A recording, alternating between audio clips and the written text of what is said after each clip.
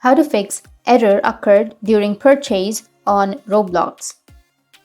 So if you want to fix error occurred during purchase on your Roblox, then what you need to do is first you need to open up your Roblox application and go with the profile. You can go with more, which is on the bottom right, and on more you can go with settings. Under settings you can go with the account information. Under account information, make sure that you've added your mobile number or your email address.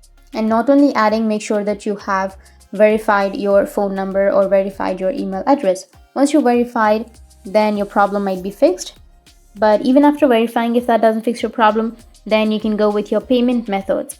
Like for example, if you're using an Android, then you can go with your Play Store, and under your Play Store you can go with the profile, which is on the top right, and tap on payments and subscriptions, and here you can go with payment methods and then change your payment methods or delete and again add your payment methods, and after that your problem might be fixed.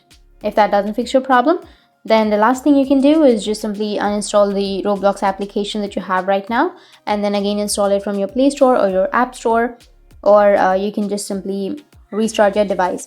Press and hold on to that power button and restart, and after restarting your problem will be fixed. That's it, and if you have any questions, feel free to comment below. Thanks for watching.